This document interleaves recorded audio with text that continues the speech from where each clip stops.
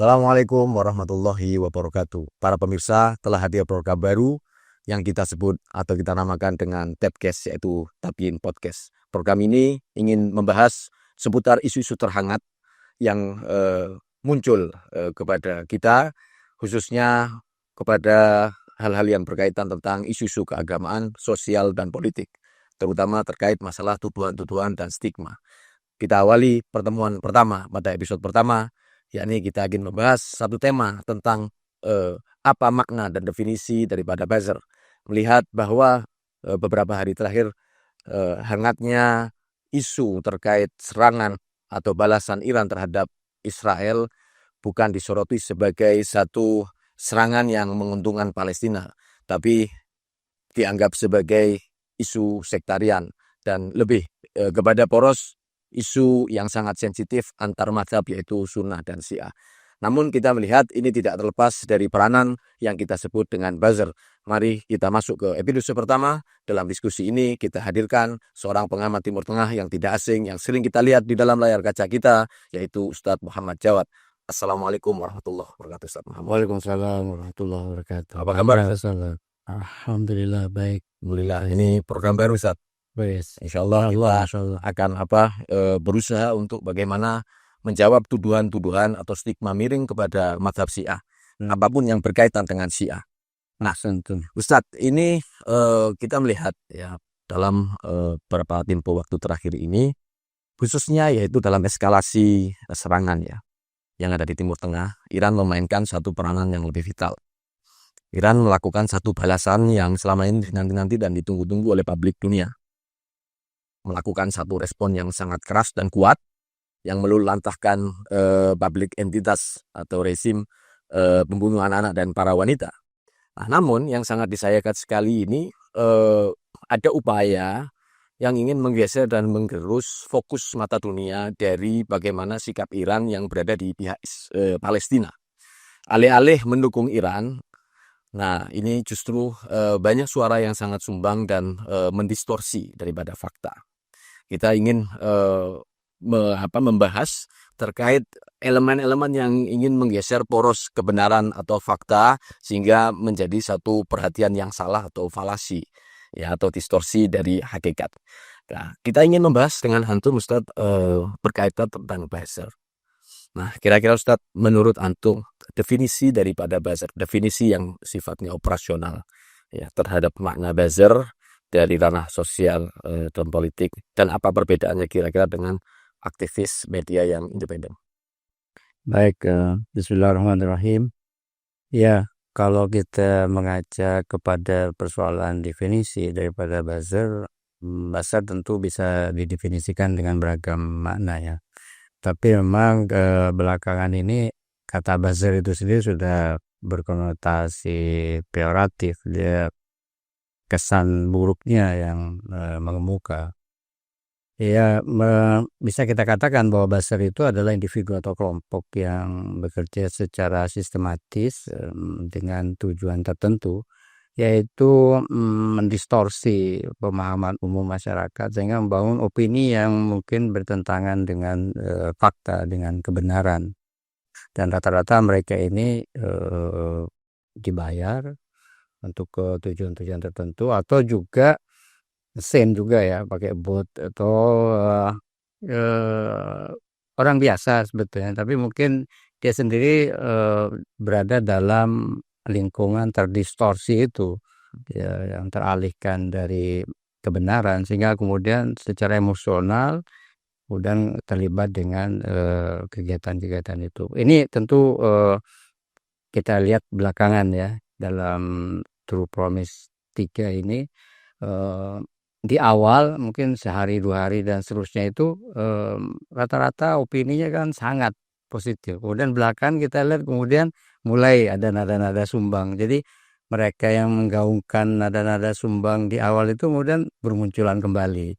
Nah, tentu kita lihat ketidakalamiahannya. Yang paling alami itu kan kalau kita lihat itu yang awal, yang murni, reaksi spontan itu biasanya alami. Tapi ketika sudah mulai orang melihat, mungkin menganggap itu sebagai ancaman bagi kepentingan-kepentingannya, kemudian mulai melakukan upaya-upaya pengalihan atau penyesatan atau distorsi itu dengan membayar orang-orang tertentu, atau dia memang secara sadar dengan kepentingan ideologinya sendiri atau kepentingan kelompoknya sendiri, dia kemudian menggiring opini masyarakat bertentangan dengan fakta dan kebenaran itu. Oke, apa selalu seperti itu bahwa buzzer itu dia akan bergerak atas asas kepentingan? Mungkin ada kepentingan sifatnya ekonomi ya, dia butuh uang kemudian dan dibayar. Nah, kalau kita melihat pada sisi yang lain, mungkin kita melihat banyak tokoh-tokoh bahkan mungkin Ustaz, ya kan, yang nggak ubahnya seperti buzzer. Apakah bisa kita katakan dia seperti buzzer juga Ustaz? Ya, kalau kita kaji sebetulnya secara psikologis bisa saja orang itu tokoh ya, karena masyarakat secara sosial menganggap dia sebagai panutan dan seterusnya. Tapi kalau kita kembali ke persoalan psikologisnya, mungkin saja dia orang yang berpenyakit, yang berpenyakit, yang kemudian penyakit itu mempengaruhi opini dirinya ya. Karena kita tahu bahwa faktor ideologi itu sendiri sebetulnya melatar belakangi ucapan, melatar belakangi tindakan seseorang. Jadi orang bertindak berdasarkan keyakinan-keyakinannya. Nah, yang nggak dibayar itu ya mungkin bekerja secara sukarela untuk tujuan apa? Tujuan pribadi, tujuan yang berdasarkan opini pribadinya dia ingin membangun opini publik ke arah yang dia inginkan, dan ini kan sesuatu yang berbahaya sebetulnya. Ya. Ya kan, orang sudah menganggap dia terlanjur menganggap dia sebagai tokoh, tapi dia membangun opini sendiri dengan narasi-narasi yang menyesatkan di tengah masyarakat, di tengah publik. Kita lihat belakangan ini kan juga muncul orang-orang seperti itu, yang sebetulnya sebelumnya kita harapkan dia berhenti, ya kan? Karena dulu misalnya dia menganggap Iran ini bersandiwara, tidak mau melakukan serangan balasan, padahal sudah didolimi dan sebagainya. Tapi ketika Iran melakukan serangan balasan dan bertindak sesuai dengan apa yang dia harapkan sebelumnya, dia kemudian berpandangan kembali yang lain lagi. Kalau Iran itu sebetulnya disetir misalnya, dikendalikan oleh Rusia dan seterusnya. Dia tidak mandiri untuk membela kaum muslimin atau punya tujuan-tujuan tadi, tujuan-tujuan mazhabnya sendiri dan seterusnya. Dia bawa lagi ramuan lamanya itu, yaitu konflik antar Sunni Syiah dan seterusnya seperti itu. Ya, tapi gimana cara membedakan loh? Misalnya kita ngelihat seorang ustadz misalnya, atau kita melihat public figur ya, dia membangun satu narasi yang sangat kontra terhadap fakta. Ya, kita kalau melihat Iran, serangan-serangan Iran ini kan sebetulnya setidaknya melegakan hati kaum mukminin, ya, melegakan hati orang-orang yang bersama dan mendukung Palestina. Namun kok kemudian ada satu narasi yang seolah-olah Islam, yang seolah-olah ini memang dari pandangan-pandangan agama, taruhlah misalnya. Kemudian muncul ada sholawat yang sering kita dengar ya sebelumnya bukan konteksnya seperti ini, tapi kemudian kok dikaitkan seperti Allahumma asghilid dhalimina bidh-dhalimin atau Allahumma adrib bidh-dhalimina bidh-dhalimin, ya kan? Itu bagaimana kita cara membedakannya Ustaz? Iya, kita lihat apakah pandangan dia bersesuaian dengan fakta atau tidak, ya kan. Pertama misalnya untuk kasus serangan balasan Iran, ini kan sepenuhnya semua opini publik dunia menganggap bahwa pihak pembunuh dan pembantai anak-anak ini mereka yang melakukan serangan dan Iran melakukan pembelaan diri. Kan sudah faktanya seperti itu, nggak terbantahkan secara hukum internasional, ya kan, secara hak pembelaan diri yang dijamin oleh piagam PBB dan seterusnya seperti itu. Kan fakta seperti itu. Maka ketika Iran melakukan tindakan, dia akan melakukan pembelaan diri, ya kan? Dan seharusnya sudah diterima oleh semua opini dunia. Tapi dia kemudian membangun narasi lain yang sesuai sebetulnya sejajar dengan musuh Iran. Ini yang kita sesalkan, ya kan? Kalau kategorinya yang dikatakan oleh pemimpin revolusi Islam itu, Imam Ali Khamenei itu, bahwa orang-orang yang membangun perpecahan, narasi perpecahan dan seterusnya itu sebetulnya bekerja untuk musuh. Jadi sebetulnya dia sejajar dengan opini siapa? Ya, dia opininya sesuai dengan opini musuh, yaitu apa? Menyerang Iran, ya kan? Menyerang secara fisik ataupun menyerang secara perkataan atau opini publik masyarakat dunia dan seterusnya seperti itu. Ya. Iya, berarti sangat disayangkan sekali nih pemirsa. Kita melihat banyak tokoh-tokoh public figure yang kemudian ini kontraproduktif terhadap dunia Islam. Ya, terlebih kita melihat dunia Islam Arab ini selama 20 bulan tidak memberikan pergerakan yang progresif dan signifikan terhadap saudaranya di Palestina. Ini Iran begitu kemudian menyerang, tahu-tahu dibelah ya fakta-fakta dan kemudian diberikan sekat-sekat dengan narasi yang tidak keren ya. Dianggap bahwasannya ini Iran melakukan serangan karena bukan Palestina tapi karena balasan terhadap negaranya yang diserang oleh Israel. Kemudian dikatakan bahwa memiliki tujuan untuk menguasai Masjidil Aqsa dan lain sebagainya. Dan anehnya ini Ustadz yang kita sayangkan ini, kok bisa orang-orang seperti public figure ini kemudian dipercaya dan didukung gitu loh. Ya kan latar belakangnya sebetulnya kan kita bisa mencek ya, ada mengeceknya ya kan, ada banyak itu. Saya melihat salah satunya nih ada siapa itu, Koko itu Oh ya, yang Chinese itu yang malah. muhalaf itu kan ya, muhalaf kemudian berbicara agama dan menafsirkan tentang Iran sampai sejauh yang dia mengerti seolah dia tahu semua tentang Iran. Padahal kalau saya cek usianya dengan usia revolusi Islam Iran masih lebih tua revolusi Islam Iran pertama, dan apalagi dari usia keislaman dia kan.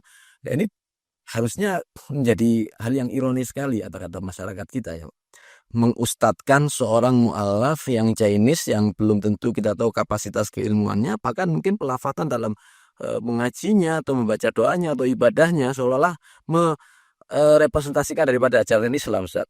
Nah, orang-orang seperti ini Ustaz, kira-kira Ustaz, apakah menurut antum apakah mereka terikat secara emosional ya, terlebih karakter orang atau latar belakang orang yang dia sebelumnya itu non muslim ya, kemudian tahu-tahu dia masuk Islam dan mendadak lebih Islam daripada orang-orang Islam Ustaz, dengan konteks ini Ustaz.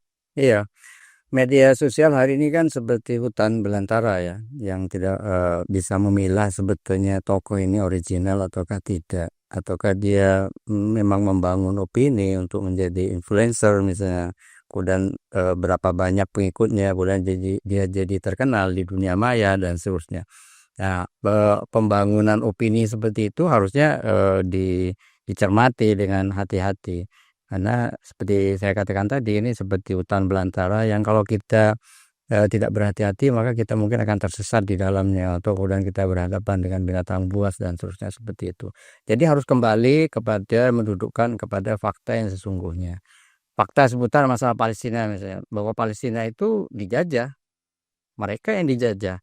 Tapi kan narasi membela dirinya Zionis sekarang seolah-olah mereka yang terjajah, kemudian mereka berusaha untuk memperoleh kemerdekaan tanah airnya dan seterusnya. Jadi mereka berusaha melawan kenyataan seperti itu, bahkan membalikkan ya, siapa yang korban, siapa yang pelaku dan seterusnya.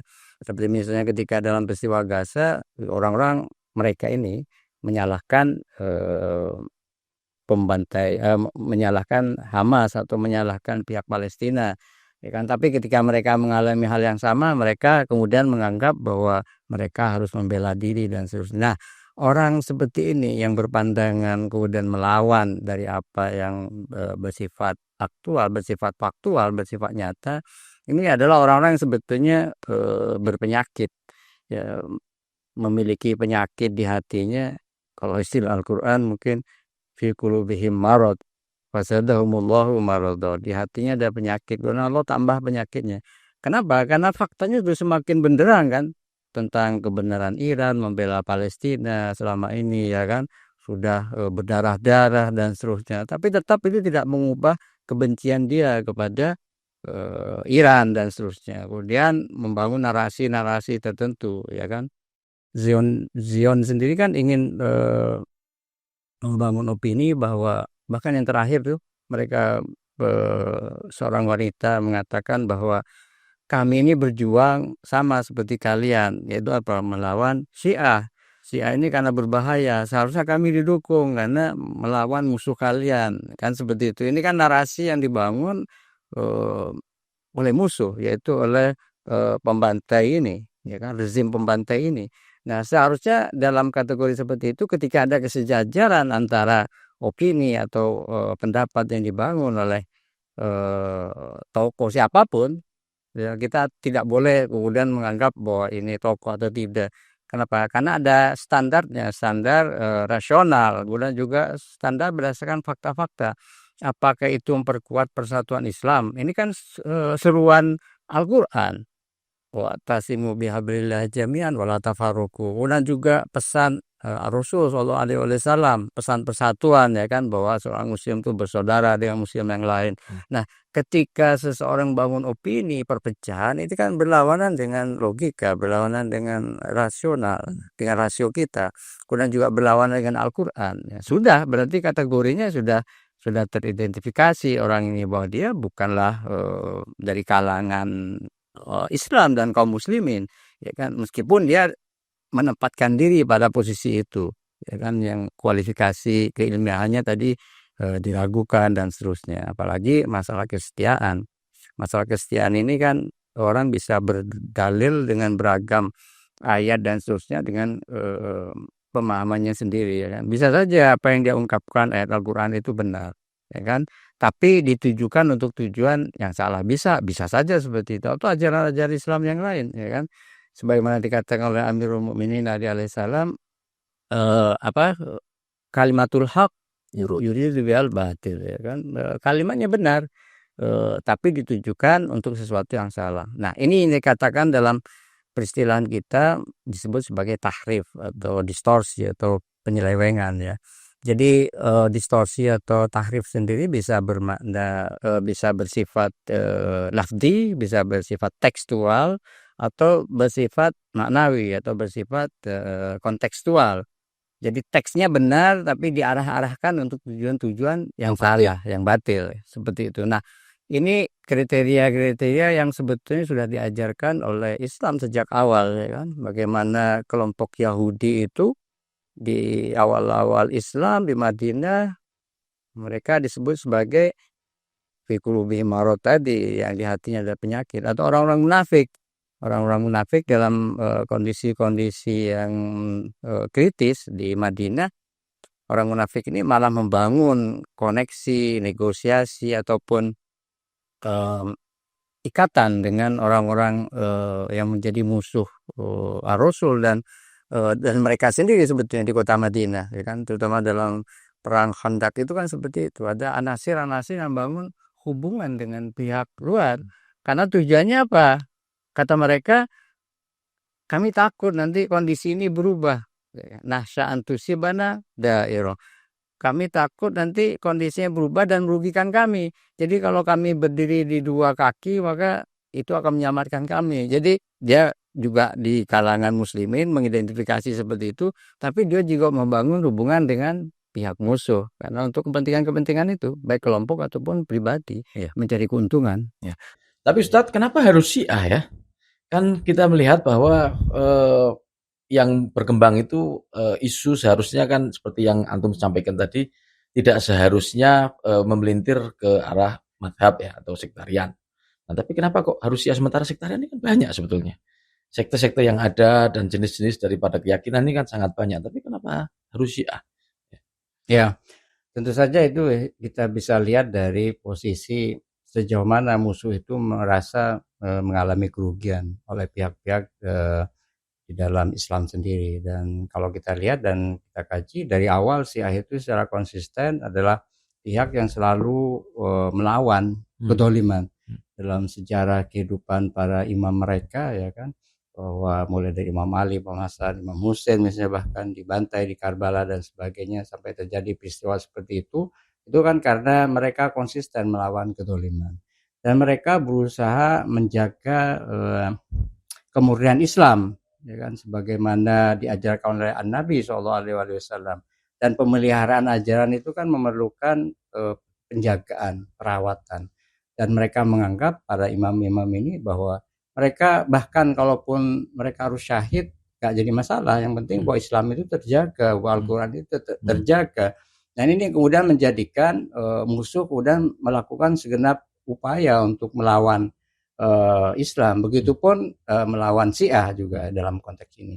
Begitupun ketika revolusi Islam Iran itu terjadi, mereka melihat bahwa semboyannya tidak timur, tidak barat, dan seterusnya. Itu slogan perlawanan ini kan senantiasa didengungkan baik oleh Imam Khomeini ataupun pelanjutnya sekarang Imam Ali Khamenei. Dan istilah setan besar dan seterusnya itu kan ini sudah mendatangkan ancaman bagi mereka yang merasa dirinya memang setan besar, ya kan. Amerika Serikat dan setan kecilnya anak buahnya itu si pembantai perempuan dan anak-anak. Nah mereka ini kemudian harus bersatu padu untuk melumatkan Syiah lah, melumatkan revolusi Islam Iran. Sama ketika dalam perang Ahzab itu semua anasir dan kekuatan di Jazirah waktu itu kan bersatu untuk melenyapkan komunitas yang baru terbangun yang dibina oleh Rasul Shallallahu Alaihi Wasallam. Jadi kekuatan kezaliman itu akan senantiasa melawan hak. Jadi ini kembali lagi akhirnya kepada hak dan batin. Bukan yang lain tidak ya. Mazhab-mazhab yang lain atau kelompok lain di dalam Islam yang memang banyak harus kita akui mereka juga Islam dan seterusnya. Mereka ini paling tidak menyuarakan secara terang-terangan, apalagi membangun kekuatan dan seterusnya. Tapi kalau Syiah ini dengan poros perlawanan, mereka melihat musuh-musuh lihat ini yang paling konsisten melawan arogansi ya kan, baik misalnya Iran sendiri ataupun Yaman ataupun Hizbullah di Lebanon dan seterusnya, itu semuanya kan orang sudah tahu lah kalau kelompok ini Ansarullah dan sebagainya itu ya Syiah gitu. Jadi yang paling terdepan terus mereka lumatkan ya itu. Tapi kan itu bisa jadi kan orang kemudian meragukan dan menyaksikan jawaban antum yang terakhir ini, yaitu kan antum Syiah. Nah, tapi kan kalau dari kami belum tidak sepakat seperti itu. Contohnya misalnya kalau kita melihat Arab Saudi, ini adalah negara paling kuat di Timur Tengah dengan kekayaannya, kemudian juga membeli fasilitas-fasilitas yang mutakhir ya dari perangkat-perangkat militer kepada Amerika, kan gitu.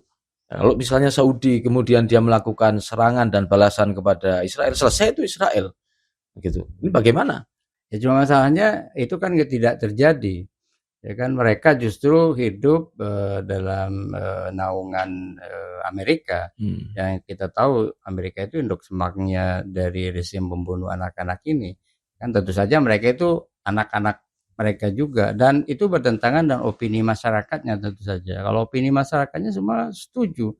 Bahkan ada survei belakangan ini bahwa bukan hanya kelompok muslimin saja, bahwa bahkan seluruh dunia ketika disurvei 90% itu mendukung Iran. Bahkan banyak kalau dalam istilah kita kalau masih kecil itu mensyukuri itu syukur loh gitu ke serangan balasan Iran kepada Zionis. Karena memang mereka sudah gemes kan, PBB-nya juga nggak ngapa-ngapain ya kan, kemudian Baratnya juga hanya ngoceh saja dan seterusnya.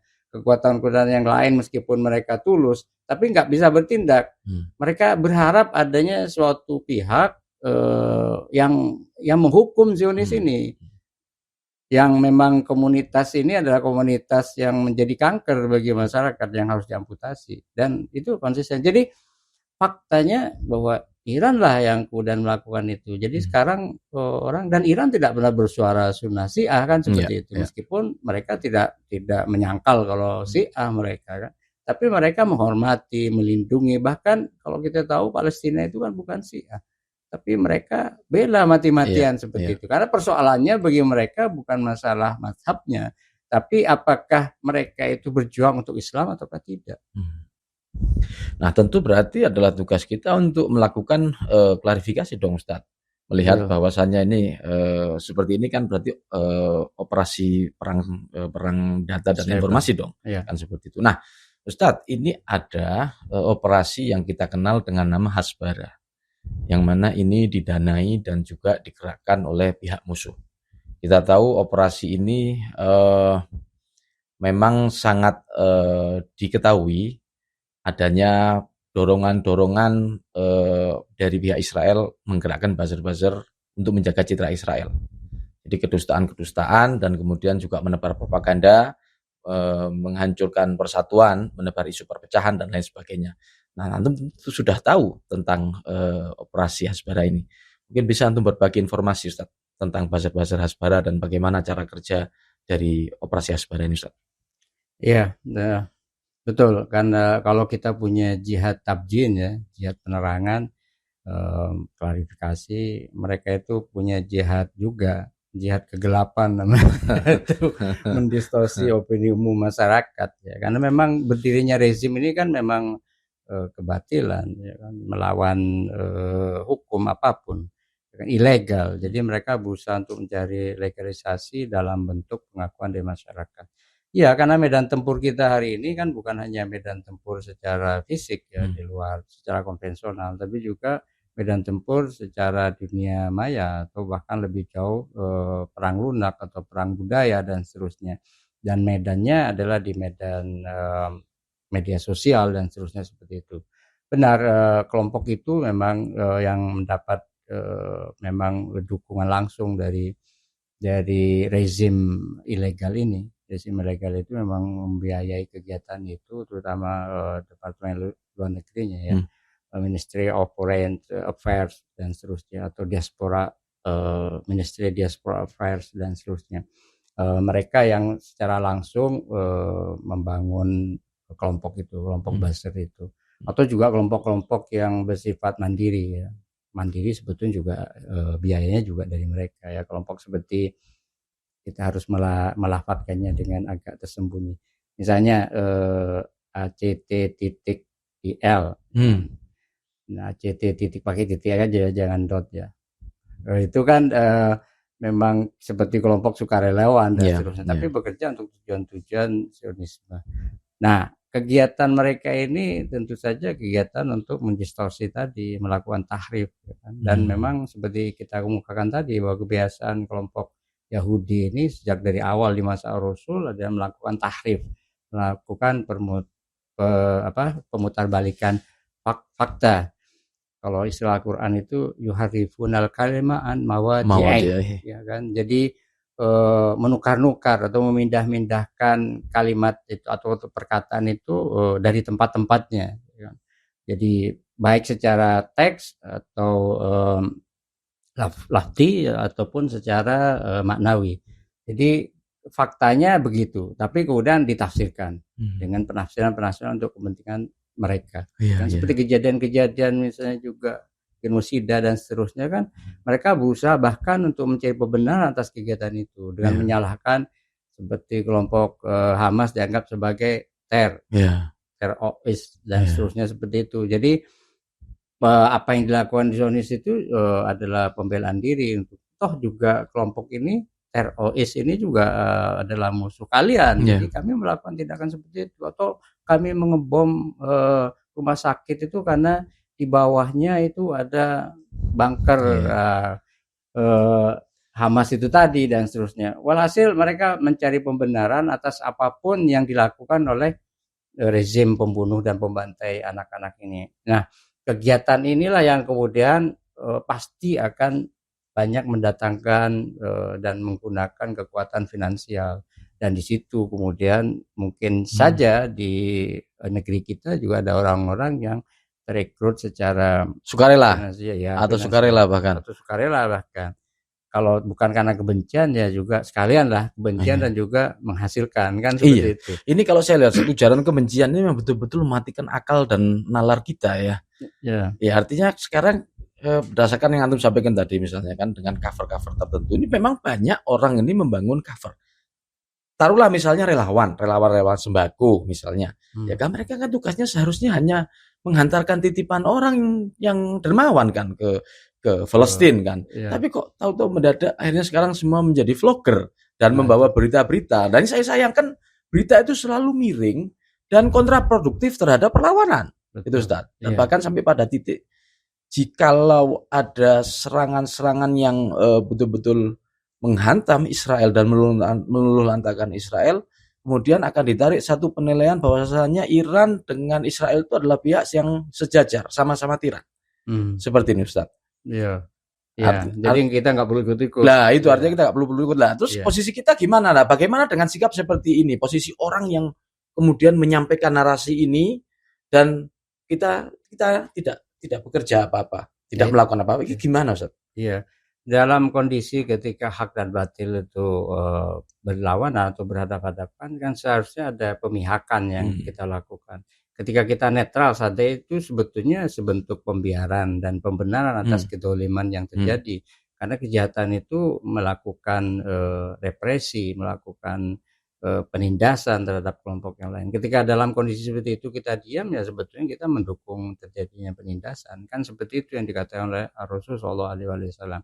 Dan kita tidak pernah boleh diam dalam kondisi apapun. Seperti suatu hadis Rasulullah SAW misalnya katakan, "Qulil haq walau kana murron." Ya, katakan meskipun itu sakit, dan orang yang berada di pihak kebenaran itu harus mengatakan sesuatu yang benar. Sesuatu yang benar itu terkadang tidak menguntungkan, sesuatu yang benar itu kadang menyakitkan, sesuatu yang benar itu kadang merugikan. Nah, contoh kesabaran Republik Islam Iran itu harus menjadi inspirasi bagi kita semua. Kan bagi Iran kan sebetulnya tidak menguntungkan melawan kekuatan-kekuatan bahkan hampir seluruh dunia kan, hanya didukung oleh sedikit kelompok para pejuang di poros perlawanan. Kan itu tidak menguntungkan, tapi Iran bertahan dan bersabar. Kenapa? Karena ada tuntutan kebenaran yang harus mereka lakukan, tuntutan Al-Quran, tuntutan Islam sebagai suatu ideologi yang mereka yakini. Jadi ketika orang berpegang teguh kepada suatu nilai-nilai, maka mereka tidak boleh diam, tidak boleh menyerah, tidak boleh pasrah. Dan kalau memang mereka mendukung kebenaran, maka mereka harus mengorbankan segalanya terkadang. Itu yang kemudian menjadikan orang ini memiliki kekuatan yang Yaman kan, nggak bisa dibeli, ya kan? Bahkan mereka melihat kematian itu sebagai sarana untuk perjumpaan dengan Tuhan dan seterusnya seperti itu. Nah, ini kan ajaran Islam yang memang menghasilkan para pahlawan, para pejuang sejati, mulai dari Rasulullah SAW, bahkan para anbiya Allah Subhanahu Wa Taala yang lain dari awal mereka selalu melawan kedoliman. Ketika mereka melemah untuk tidak lagi melawan kedoliman, maka mereka sebetulnya keluar dari jalur Islam, ya kan. Barang siapa melalui harinya tanpa memikirkan nasib saudara muslimnya, kata Rasulullah SAW, maka mereka itu bukan muslim. Kan seperti itu. Dan kalau kita lihat sekarang sebetulnya kalau secara sederhana dan mudah saja kan Iran saja yang kemudian membela Palestina secara konsisten. Bahkan pendukung-pendukung Palestina yang lain itu bermuara kepada Iran. Kan selesai sebetulnya. Ya kan, tidak perlu pembuktian, tidak perlu berbuih. Ya, jadi kalau para Basir ini pasti berbuih. Kenapa? Karena pendukung kebatilan, orang yang banyak salahnya itu banyak alasannya. Jadi mereka harus membangun narasi, dan oleh karena itu berbiaya mahal, ya kan? Dan oleh karena itu mereka itu tidak banyak, ya kan? Sedikit, ya kan? Yang orang-orang benar-benar culas ini sebetulnya sedikit. Cuma yang lain ini adalah para juru soraknya. Dan juru sorak ini baik yang diam ataupun bersuara secara perlahan itu sebetulnya satu pihak dengan pihak dolim. Ya berarti kalau kita melihat dengan faktanya, semua negara yang ada di Arab ini mereka berada di pihaknya Israel, bukan netral dong.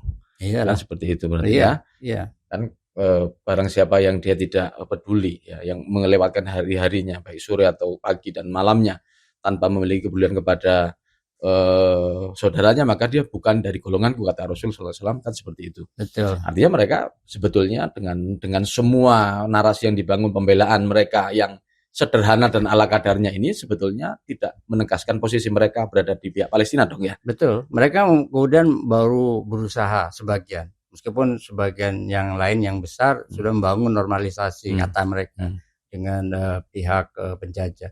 Ya kan, kemudian kalau tidak sampai terjadi peristiwa belakang ini 2 tahun ini, maka sudah semua normalisasi pastinya, normalisasi dengan pihak penjajah seperti itu. Ini kan menandakan meskipun sekarang juga meskipun belum membangun normalisasi, tapi mereka secara perlahan juga memberikan dukungan logistik dan sebagainya terhadap serangan-serangan pihak penjajah kepada Iran misalnya seperti itu. Jadi pada dasarnya muslimin harus hati-hati. Kita harus secara perlahan, jeli, teliti melihat persoalan. Karena orang yang tidak mampu mengambil pelajaran, maka mereka akan menjadi orang-orang yang merugi, kan seperti itu. Sangat perkembangan terakhir ini kan sangat fenomenal, sangat nyata, sangat jelas, ya kan. Dan ketika salah, ketika menilai, kita lebih mudah mendengarkan suara nyinyir atau suara sumbang dari pihak-pihak yang dibayar atau memiliki kepentingan-kepentingan tertentu dan hatinya berpenyakit, maka kita juga akan sakit. Kesehatan masyarakat ini bergantung dari para orang influencer ini, para tokoh-tokoh di media sosial ini, maka kita tidak boleh berhenti untuk menyuarakan kebenaran. Kalau enggak, mereka akan melahap kita Sepakat, semuanya. Ya. sepakat. Sebetulnya pemirsa ini sudah jelas ya. Kita melihat fakta-fakta yang beredar bahwa sebetulnya cakupan dari kebenaran dan tolok ukur dan standar daripada fakta itu bukan yang keluar dari narasi-narasi buzzer. Karena waktu tidak mengizinkan, maka kita akan menyambung para pemirsa diskusi ini dengan di episode kedua. Maka jangan kemana-mana, nantikan terus di program Tapcast. Bukan sekedar beda, tapi meluruskan fitnah, menegakkan fakta. Wassalamualaikum warahmatullahi wabarakatuh.